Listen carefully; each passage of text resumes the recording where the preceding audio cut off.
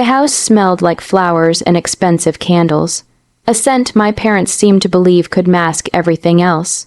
Balloons swayed gently in the living room, tied to ribbons printed with "Congratulations, Graduate." My friends laughed and took pictures, their excitement filling the space that, for me, had suddenly grown unbearably hollow. Today was supposed to be my day. After years of late nights, exams, and endless self-doubt, I had finally graduated. But as I scanned the room, I realized I was standing in my own shadow. Honestly, sweetie, your sister is just the perfect child. Look at her. So accomplished, so poised. My mother gushed, turning her smile toward my sister, Emily, who was perched delicately on the edge of the sofa, like she owned the world. My father nodded in agreement, raising a glass in her honor. My stomach dropped, a sharp, twisting sensation that felt like it could turn me inside out. I forced a smile, clapping along with everyone else, but inside I was burning. I had expected the usual sibling competitiveness, the small annoyances that came with having Emily in my life. But this was different. They weren't just praising her. They were declaring her the only one worth celebrating. Me, I might as well have been invisible. "Thank you, Mom, Dad," Emily said, her voice saccharine, drenched in smugness. "It means so much to be appreciated. I hope you'll all understand why I've always tried to make you proud." I gritted my teeth. "You always try to make them proud," I muttered under my breath, though no one heard. I could feel my friends glance at me, some awkwardly, some pitying.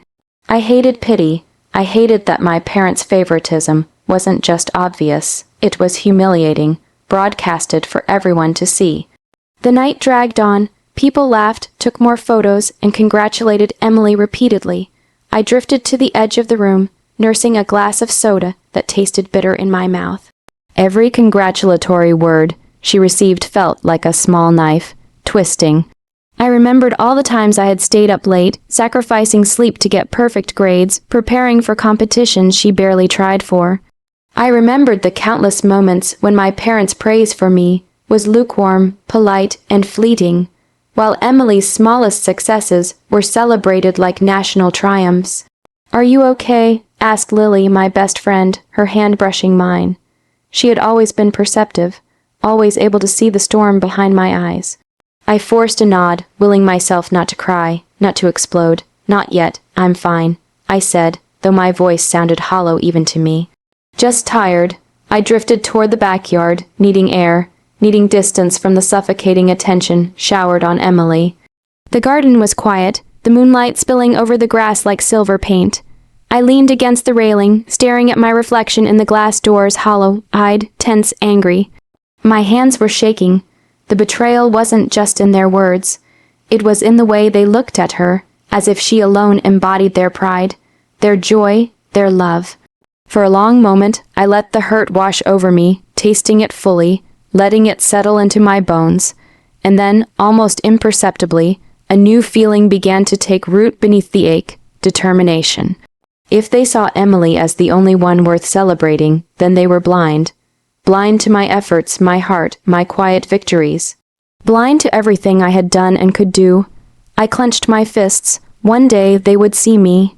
Not because I needed their praise, not because I craved validation, but because they couldn't ignore me. I would be the storm they never saw coming, the proof that their favoritism had blinded them to reality. And when that day came, I would not just be recognized. I would be celebrated. And perhaps Emily would finally taste a fraction of the disappointment I felt tonight. For now, I let the night fold around me, the party continuing behind the glass like a world I no longer belonged to. I felt small, humiliated, invisible. But I also felt the first spark of something sharp and beautiful, my own quiet, burning resolve. After the party, the house felt different, colder, quieter. Somehow heavier. The laughter and clinking glasses had faded, leaving only the echo of my parents' words bouncing in my mind. "Your sister is the only child worth celebrating." I couldn't forget it. I couldn't forgive it. Every time I saw Emily smiling, every time I heard my parents gush over her small achievements, a fire ignited inside me. But it wasn't the kind of fire that demanded immediate confrontation. No, this was a slow burn, one that would fuel a plan far more satisfying than any impulsive outburst. School became my sanctuary, while Emily floated through her classes, charming teachers and showing off her natural brilliance. I buried myself in my work. I stayed late in the library, pored over textbooks, practiced problems no one asked me to, and explored ideas that fascinated me even if they didn't win me praise at home. I discovered that mastery wasn't just about grades.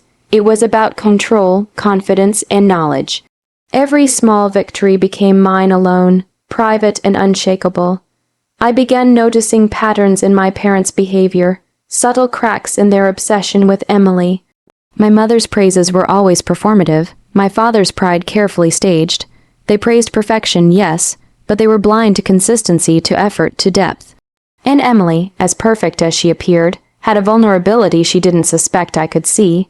Arrogance thinly veiled as confidence, insecurity hidden beneath a polished smile. I filed these observations away, storing them like ammunition for a battle I would one day fight not with fists, but with strategy. Socially, I became more selective. Friends who had once been casual acquaintances saw a new side of me, composed, witty, capable. I discovered that my quiet demeanor could be a weapon. I didn't have to shout to be heard. I could influence, persuade, and command attention without anyone realizing it. Small victories accumulated, compliments from teachers, recognition in competitions, invitations to events Emily didn't even get considered for. The world outside my home began to recognize me in ways my parents never had. At home, I adopted a new armor, detachment. I no longer reacted to my parents' favoritism with hurt or pleading. I smiled politely at their praises for Emily, nodded at their comments, but inside I withdrew, cultivating a self-sufficiency that made them uncomfortable.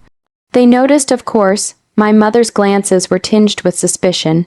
My father's casual remarks now included small attempts at comparison. But I didn't engage. I let their attempts at control slide off me like water on glass. Emily, for her part, remained blissfully unaware. She continued to flaunt her charm, secure in the belief that she had already won. Her arrogance became predictable, almost cartoonish. She bragged to friends about her natural success, complained about minor inconveniences, and dismissed anyone who challenged her with a condescending smile. Each careless comment, each display of entitlement, was a thread in the tapestry I was slowly weaving. A tapestry that would one day reveal the truth of our worlds reversed. And yet, even as I plotted my eventual vindication, I discovered something unexpected: joy. Quiet, self-contained joy, born from mastering my own life, from knowing I was building something entirely my own. I didn't need their praise. I didn't need the world to acknowledge me, though one day it would. I only needed myself. Every late night, every painstaking effort, every small success became a brick in the foundation of my eventual triumph. Sometimes, in the dead of night, I would lie awake and imagine the moment when the scales would tip, when Emily, so confident, so adored, would realize that her perfection had limits, when my parents, who had ignored me for so long, would finally see what they had been missing. But more than revenge, it was validation I craved, not theirs, but my own. I wanted to prove to myself that I could rise above humiliation, above betrayal, and emerge stronger, sharper, and undeniable. The quiet rebellion was working. I was no longer just the overlooked child. I was becoming something more. Someone who could bend circumstances to her will quietly, deliberately. And in that silence, that slow-burning patience, I found a strange kind of satisfaction. The game had begun, and I was already winning. By the time the next year rolled around, the world had begun to notice me in ways my parents never had. I had carved out spaces where I excelled, where my name carried weight, and where Emily's effortless charm no longer automatically overshadowed me. It wasn't sudden or flashy. My revenge was subtle, deliberate, and painfully satisfying. I wanted them to see, not just hear, that I had grown into someone they could no longer dismiss. It began at school. Emily had always been the star, the one teachers praised in front of the class, the one whose projects seemed effortless. I, on the other hand, had quietly dedicated myself to mastering everything she claimed as her own domain. When the regional science fair rolled around, I entered a project I had spent months perfecting, one that combined creativity, precision, and unexpected innovation. Emily breezed in, with her polished poster and rehearsed presentation, confident she would dominate as usual. When the judges evaluated our projects, they lingered over mine, asking detailed questions, genuinely impressed. By the time awards were announced, I had won first place, my project praised for originality and depth. Emily's smug smile faltered, her carefully constructed persona cracking for the first time in public. I saw my parents in the audience, my mother's hand covering her mouth in surprise, my father's eyebrows raised. They hadn't expected this. It was the first of many moments where my achievements began to silently unnerve them. I didn't rub it in, I didn't gloat, I simply let the evidence of my worth speak for itself, letting it settle where it would. Emily's confidence began to waver. She started asking for advice in hushed tones, her arrogance replaced with unease. She tried to compete, of course, but I was always a step ahead, anticipating her moves, turning her own pride into a vulnerability. At home, the shift was even more delicious. My parents, once so sure of Emily's superiority, couldn't ignore my accomplishments. A scholarship, an award, an unexpected recognition, each small triumph chipped away at the pedestal they had built for her. They tried to maintain the pretense of favoritism, but cracks were visible in their expressions. I could almost see the calculations behind their eyes. We underestimated her, we were wrong. Even socially, the tables turned. Friends and acquaintances who had always whispered compliments to Emily began to notice me. Invitations to events, praise for leadership and creativity, and genuine admiration started flowing my way. Emily, once the golden child, now had to navigate spaces where her charm no longer guaranteed deference. I watched quietly as her entitlement collided with reality, her smiles occasionally tight, her composure occasionally faltering. The most satisfying moments were never grand gestures, they were small, precise, and intimate. A comment from a respected teacher acknowledging my skill where Emily had boasted, a subtle correction in front of friends where her assumptions were quietly disproven, a project or performance where she realized her easy success wasn't enough to outshine me. I never humiliated her cruelly. I simply allowed her overconfidence to meet the consequences of my diligence. And the best part, my parents began to notice, but not in the way they might have hoped. They realized their favoritism had blinded them to reality. For years, they had celebrated her while ignoring me, assuming I would always be the quiet, lesser child. Now they were forced to confront a truth they had long avoided.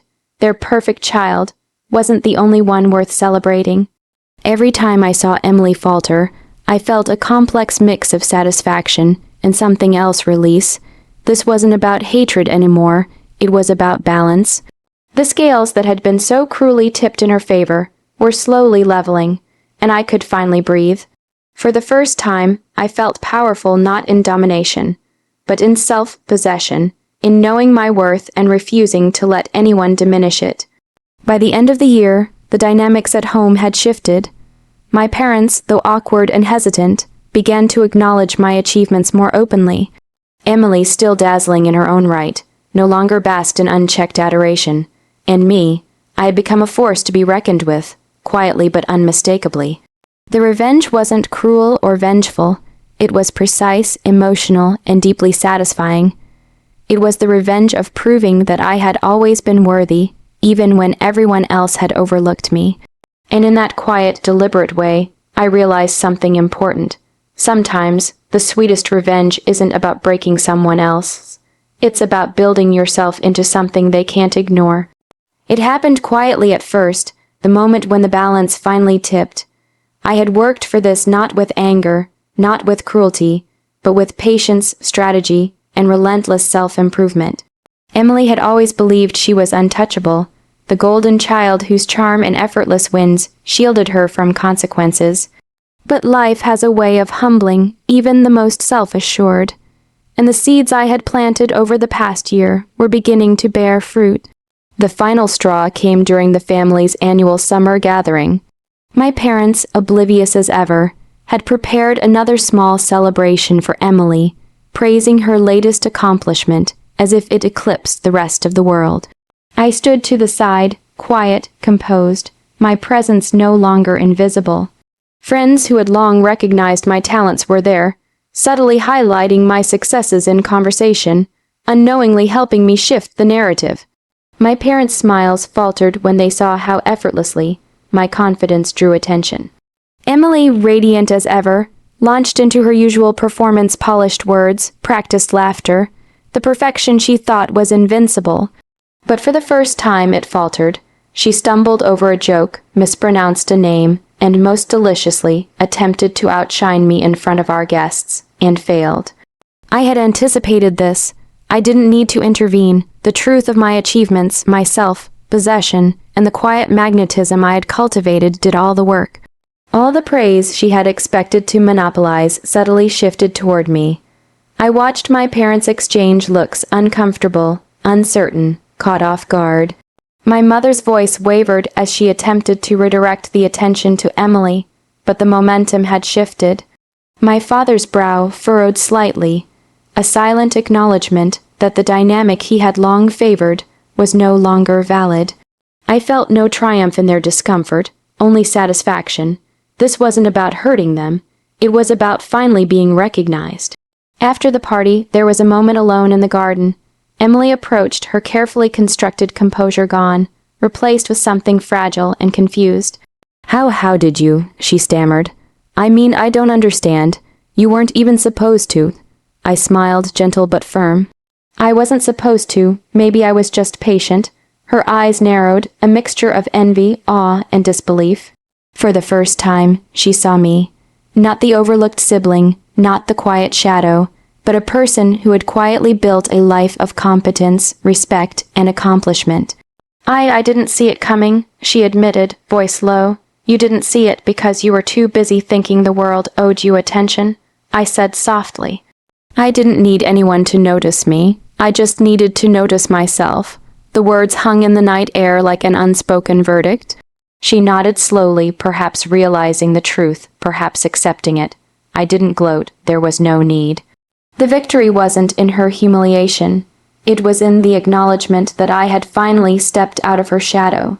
Later, my parents approached me, their expressions hesitant. My father's voice was quiet. "You've really accomplished a lot. I suppose we were wrong to. You don't need to apologize," I said. "I don't need your approval anymore. I've learned to value myself, and that's been enough all along." My mother's eyes glistened, and she reached for my hand. "We see it now," she whispered. "We see you." The strange thing was how freeing it felt. I hadn't sought revenge for the sake of revenge. I hadn't wanted to humiliate Emily, though I won't deny a small satisfaction in seeing her stumble. What I had truly sought was recognition of my worth first from myself, and only later from them. And now, in that delicate equilibrium, I felt liberated. Over the following months, life shifted naturally. Emily remained my sister, bright and capable, but no longer untouchable. My parents learned to celebrate both of us, though I no longer depended on their praise for validation. I had become the storm that arrived quietly, deliberately, and irrevocably, not to destroy, but to establish balance. Sometimes I think back to that graduation party, to the words that had cut so deeply. The only child worth celebrating.